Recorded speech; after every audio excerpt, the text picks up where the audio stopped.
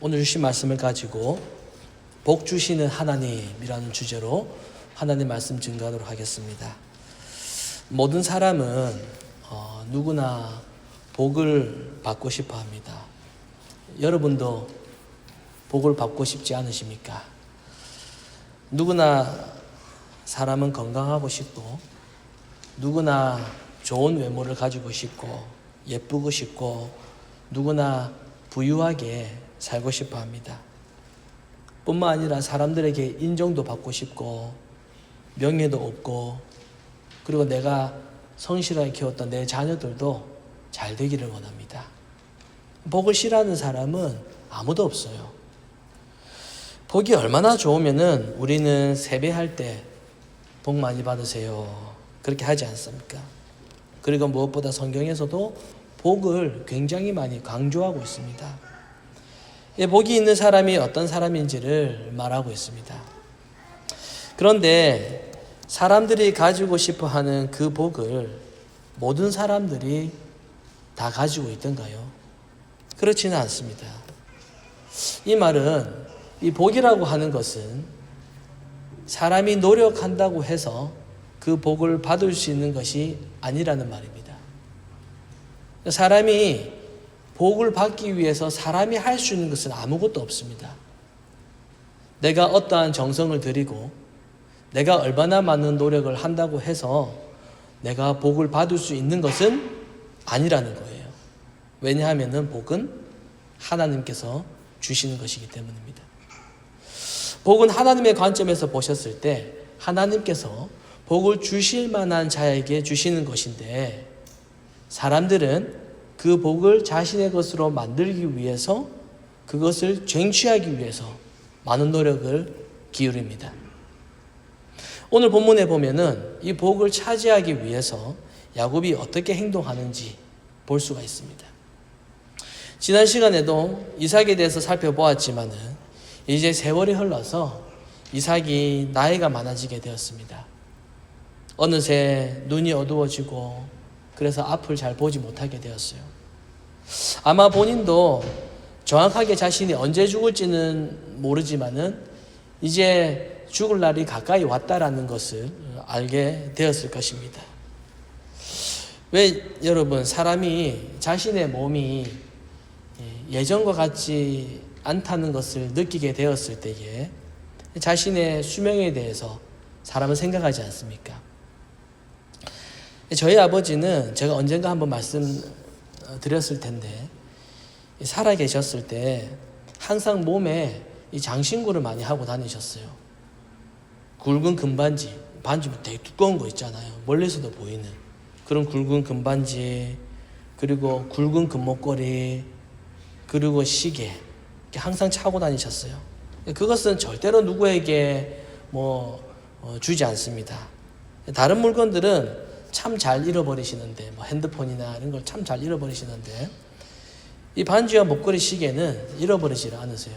다 간직하고 계십니다. 어느 날 몸이 안 좋으셔서 이 택시를 불러서 이제 부산의 이제 고신대학 병원으로 택시를 타고 어머니와 함께 가셨습니다. 저희 집에서 그 고신대 병원까지는 택시로 한 40분 정도 그렇게 거리입니다. 가는 길에 아버지께서 저희 어머니에게, 뒷자리에 앉으셨겠죠, 두 분이. 그래서 어머니에게 아버지가 가지고 계셨던 금반지를 뺏어 드리고, 그 굵은 목걸이도 뺏어 드리고, 시계도, 차고 있는 시계도, 지갑도 다 그렇게 드리시는 거예요. 어머니가 그걸 주시는 모습을 보고 깜짝 놀랐습니다. 평생 그걸 주지 않거든요. 평생 지갑이나 반지나 목걸이, 시계를 가족조차 이렇게 맡기는 일이 없었는데, 그 40분간의 택시 안에서 그 아버지께서 어머니에게 그것을 주시면서 이렇게 말씀을 하시더랍니다. 이제 이거 네가 다 가지고 있으라. 네 그동안 참 고생 많았다. 그렇게 말씀을 하시더라는 거예요. 그리고 난 뒤에 병원에 도착하셔가지고 이제 응급실에 들어가셔서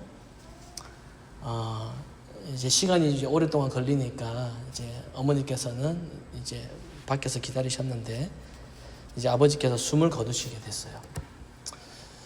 사람은 이 마지막 죽음의 직전에 혹은 이 며칠 전에 자신의 죽음이 임박했다라는 직감을 받는 경우도 있다고 합니다. 이삭도 그랬을 거예요. 나이가 많고 눈이 어둡고 몸이 이제 여기저기 아프기 시작합니다. 이제 자신의 죽음이 정확히 언제인지는 모르지만 이제 가까이 온다라는 것을 직감하게 된 거예요. 그래서 그가 살아있을 때 할 수 있었던 해야만 되는 마지막 임무가 있었는데 그게 바로 자기가 하나님께로부터 받았던 복을 자기 자녀에게 전달하는 것입니다. 그래서 이삭은 이제 첫째 아들이 에서잖아요. 둘째가 야곱이고 첫째 아들인 이 에서를 불러가지고 맛있는 음식을 만들어 오라고 그렇게 요청합니다. 큰아들이 음식을 만들어 오면은 이삭은 그 음식을 먹으면서 마지막 자기가 죽기 전에 에서에게 마음껏 축복하겠다 이 뜻입니다. 이삭은 에서가 큰아들이기 때문에 그가 하나님의 복을 이어받을 자라고 생각을 했습니다. 왜냐하면은 에서가 첫째 아들이기 때문입니다. 그리고 사실 이삭은 둘째 아들보다 이 첫째 아들을 사실 더 좋아했습니다. 더 마음에 들어했어요. 그래서 에서에게 자기가 지금까지 받았던 그 많은 복을 그 첫째 아들에게 이어주려고 하는 그 생각이 더 강했다라는 것이죠. 그런데 좀 이상한 것은 이 첫째 아들에게 복을 주려고 했는데 이 에서를 불렀을 때 그러면 곧바로 그 자리에서 축복을 해주면 되잖아요. 에서에게 음식을 만들어 오라고 요청을 할 때 그냥 바로 그 자리에서 축복을 해주면 되잖아요. 근데 그게 아니라 복을 빌어주기 전에 먼저 사냥을 해서 자기가 좋아하는 맛있는 음식을 만들어 오라는 겁니다. 그러면 그것을 먹고 축복하겠다라는 거예요. 왜 그랬을까요? 이삭은 도대체 왜 맛있는 음식을 가지고 오라고 했을까요? 아마도 그 이유는 이삭은 자신이 좋아하는 음식을 가지고 오라고 해서 그 음식으로 자기를 기쁘게 하는 것이 그것이 곧 하나님을 기쁘게 하는 것이고 그것으로 인해 하나님의 복을 빌어주겠다라는 것입니다. 그러니까 축복을 받기 위한 하나의 조건으로 생각을 했다는 거예요. 맛있는 음식을 만들어 오면 그렇게 하면 복을 빌어주겠다라는 겁니다. 이것이 복에 대한 아버지 이삭의 잘못된 생각이었습니다. 제가 처음에도 말씀드렸듯이 지금 이삭이 첫째 아들에게 축복을 하겠다라고 말을 하지만은 사실은 여러분 축복을 받는 대상은 이미 정해진 상태였어요. 이미 하나님께서 창세 전에 이미 다 정해놓은 상태였습니다. 하나님의 작정은 영원하시고 완벽하시기 때문에 이미 정해놓은 상태였어요. 그런데 이삭은 어떻게 생각을 하지요? 복을 이어받을 자를 자기가 선택하면 된다라고 생각을 했습니다. 물론 이삭은 자신이 하나님의 약속의 아들이라는 것을 알아요. 그리고 그렇게 생각할 수도 있었겠죠. 그러나 그는 복을 이어받을 자가 자기가 선택한다라고 생각을 했습니다. 그런데 이삭이 첫째 아들 에서에게 음식을 만들어 오면 축복해 준다라는 이 말을 이 이삭의 아내인 리브가가 그 대화의 내용을 몰래 엿듣게 되었습니다. 이삭은 에서에게 복을 주기를 원했지만 아내 리브가는 생각이 달랐어요. 아내는 하나님의 축복을 동생인 야곱이 받기를 원했습니다. 왜냐하면 이 엄마는 첫째보다는 둘째인 야곱을 더 좋아했기 때문입니다. 그래서 엄마가 어떻게 하지요? 동생을 야곱을 따로 불러요. 그래서 야곱에게 이 모든 상황을 다 말해줍니다. 지금 너희 아버지가 이런 계획을 다 세우고 있어. 형에게 복을 주려고 음식을 만들어 오라고 했어. 그리고 형은 그 음식을 만들기 위해서 지금 사냥하러 갔어. 밖에 나갔어. 이것은 너에게 절호의 기회야. 이 기회를 놓치면 안 돼. 내가 음식을 만들어 줄 테니까 너는 음식을 가지고 아버지께 들어가서 아버지가 드시게 하는 것이 좋을 것 같다. 물론 아버지는 지금 눈이 어두워서 너를 알아볼 수가 없어. 리브가는 그렇게라도 해서 둘째 아들 야곱이 축복을 받게 하고 싶었던 겁니다. 그런데 그 말을 들은 야곱이 겁이 났어요. 왜냐? 들키면 어떡하지?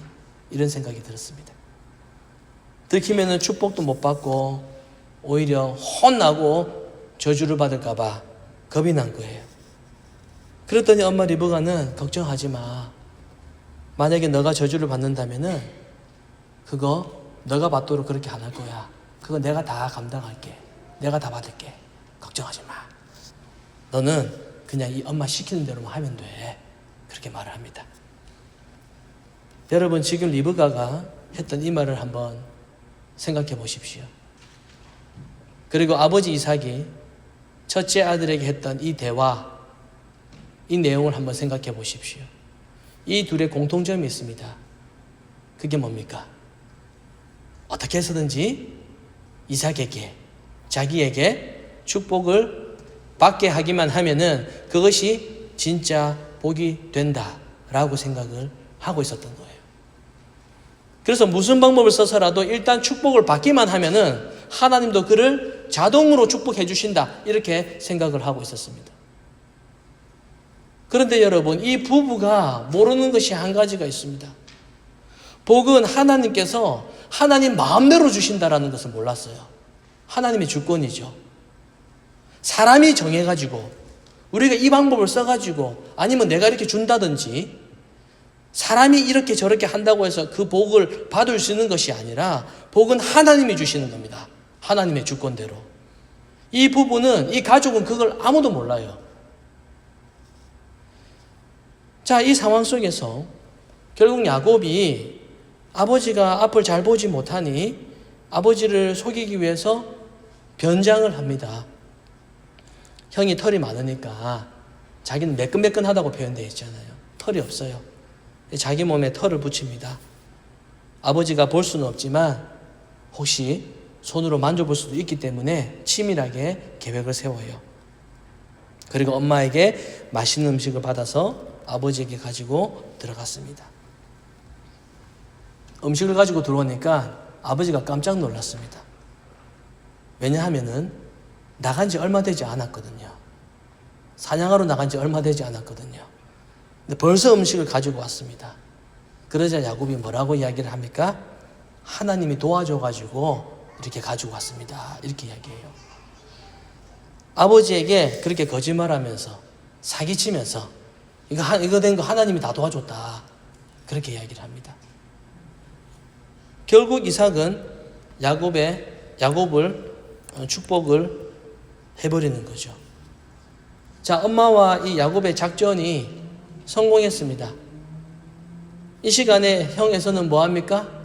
열심히 아무것도 모른 채 밖에 나가가지고 뭐 활 쏘고 하면서 짐승 잡고 사냥하고 있었어요. 사냥을 마치고 땀 뻘뻘 흘려가지고 이제 에서도 맛있는 음식을 만들어가지고 아버지께 가지고 왔습니다. 모든 상황이 이미 다 끝났어요. 에서가 억울합니다. 에서는 그 아버지가 시키는 대로 했어요. 가서 가지고 오라고, 잡아오라고 시킨 대로 사냥을 하러 갔고 음식 다 만들어 왔어요. 뭐 가서 놀았겠어요? 농땡이 치고 뭐 놀다 온 거 아니에요. 열심히 했습니다. 이것은 에서가 이길 수 없는 상황이었어요. 왜? 엄마가 옆에서 다 듣고 정치한 거거든요. 모든 것을 미리 다 처리해버린 거거든요. 그래서 이 상황을 알게 된 에서가 여러분 얼마나 억울했겠습니까? 얼마나 화가 많이 났겠어요. 동생도 싫지만은 제가 볼 때 엄마가 더 싫었을 것 같아요. 어떻게 엄마라면 나한테 그럴 수가 있냐고. 어떻게 나에게 그럴 수 있냐고.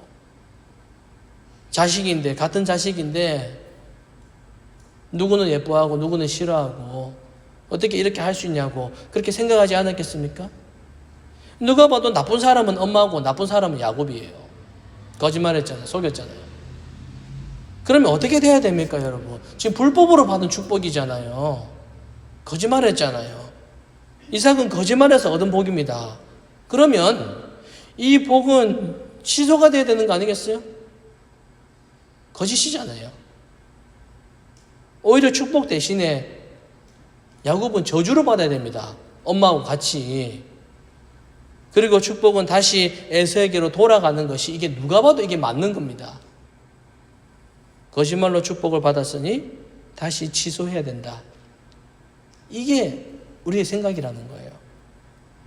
그런데 이 야곱이 받은 축복은요, 취소되지가 않습니다. 오히려 억울하게 축복을 빼앗긴 에서는 아버지에게 축복은커녕 좋지 않은 말을 듣게 됩니다. 무슨 말을 듣게 되죠? 너는 앞으로 너 동생을 따르게 될 거야. 너 인생은 늘 고생하게 될 거야. 이렇게 말하는 거예요. 여러분, 이게 이해가 되십니까? 우리는 착하고 바르게 자란 사람, 그리고 성실한 사람이 앞으로도 잘 된다라고 그렇게 생각을 하고 있잖아요. 그래서 우리가 우리 자녀들에게 그렇게 교육하지 않습니까? 정직하게 살아야 된다. 착하게 살아야 된다. 남을 도우면서 살아야 된다. 양보하며 살아야 된다. 왜 그렇게 말하는데요? 그렇게 말하면은, 그렇게 살면은 앞으로 잘 살 수 있다. 이런 의미 아니겠습니까?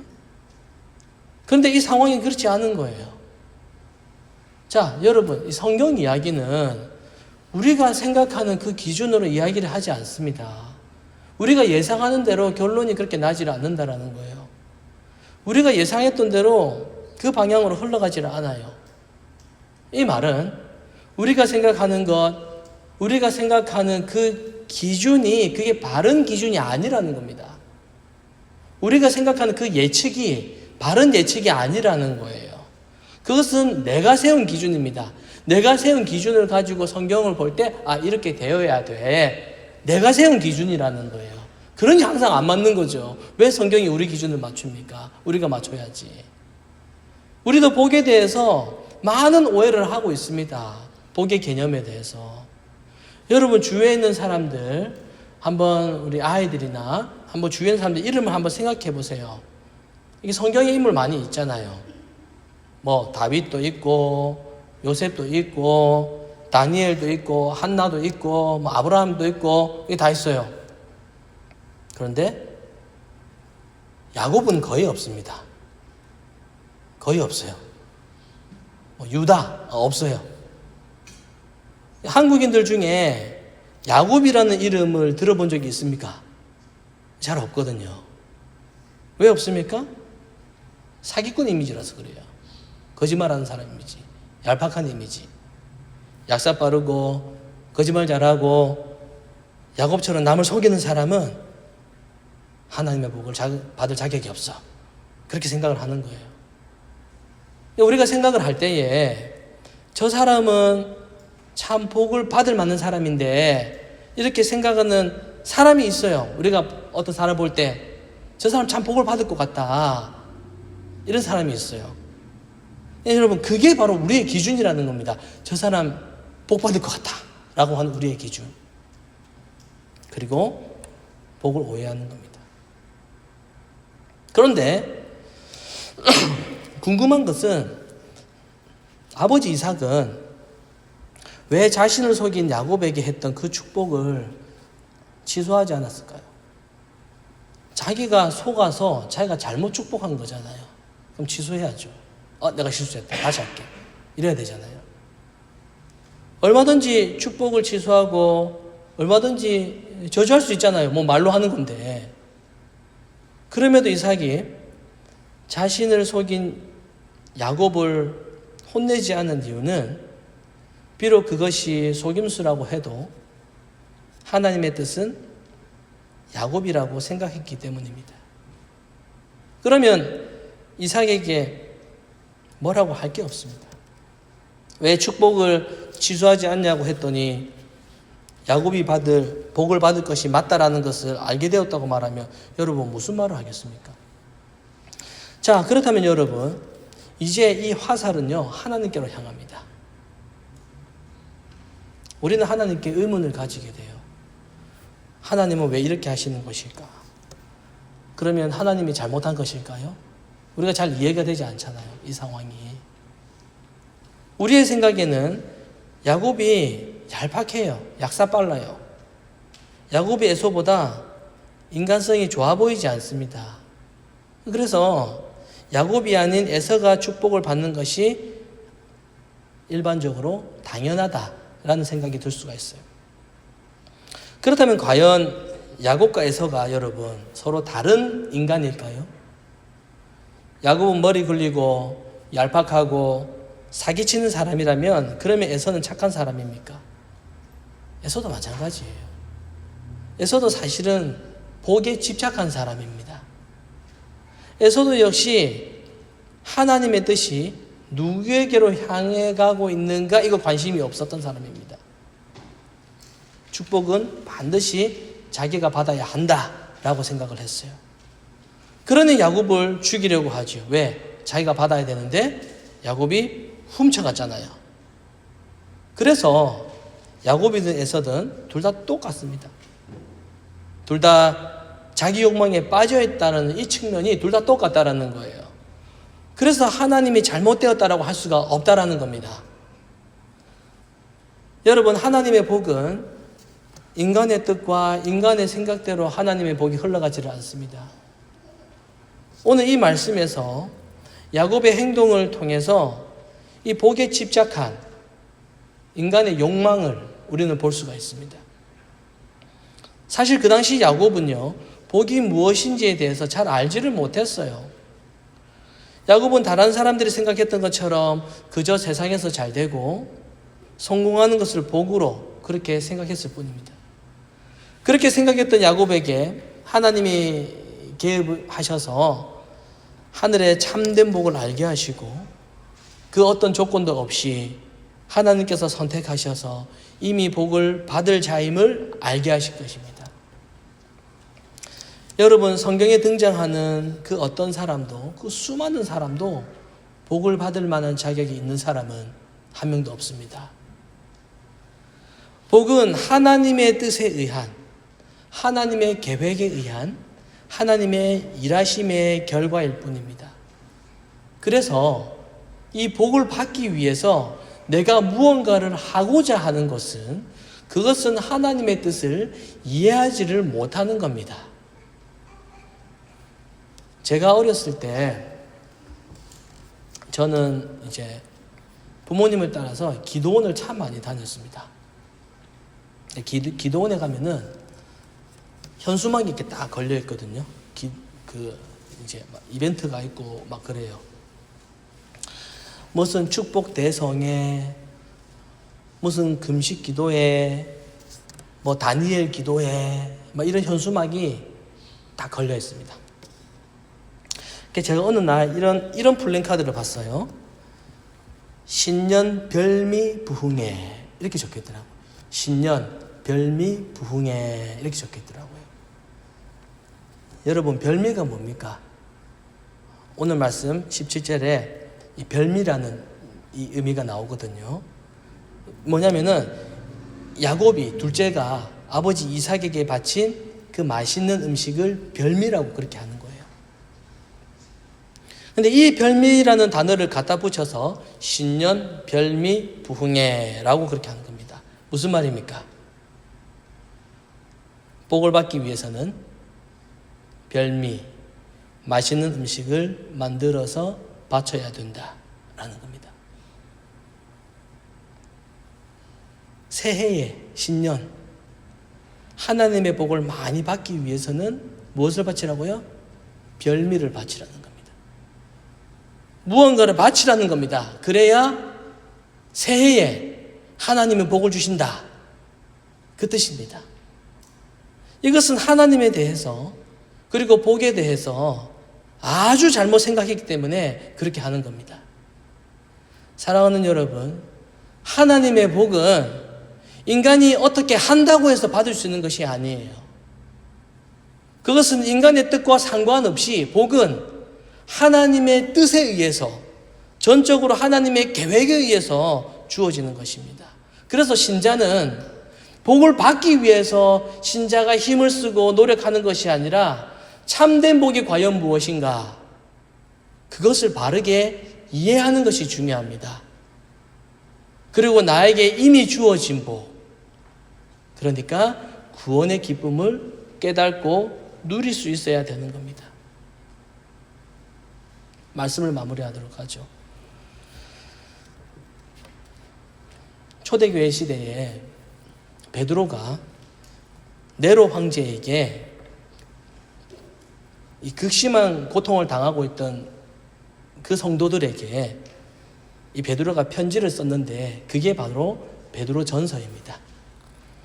베드로전서 3장 14절에 보면은 그 황제에게 고통을 받고 있는 그 성도들에게 베드로가 편지를 썼는데 이렇게 편지를 썼어요. 지금 고통받고 힘들어하고 있잖아요.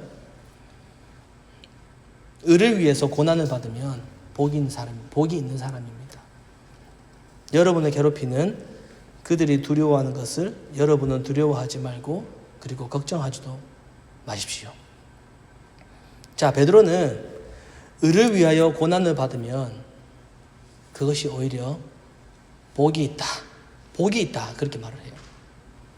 이 말씀은 우리 하나님은 자기 백성을 반드시 복된 길로 인도를 하시는데 그 길이 어떤 길이냐? 복된 길, 그 길이 어떤 길이냐? 의를 위하여 고난을 받는 길이다. 이 뜻이 되는 겁니다.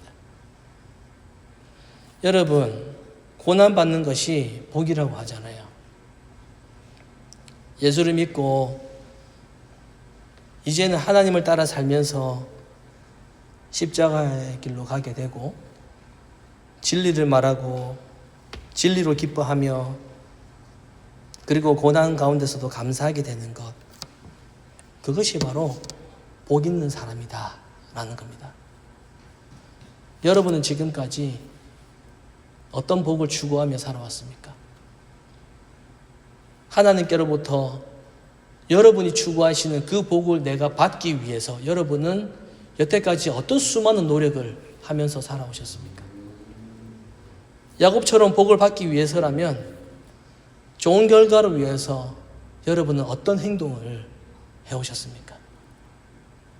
오늘 말씀은 우리가 어떻게 해서든지 하나님의 복을 차지하라 이걸 말씀하는 게 아니라 하나님은 우리가 원하는 그 복을 내려놓게 하시고 오히려 하나님께서 말씀하시는 그 복을 배워가라, 그 복이 무엇인지 알아가라, 거기에 우리의 마음을 두는 것, 이것이 바로 오늘 본문이 말하는 핵심입니다.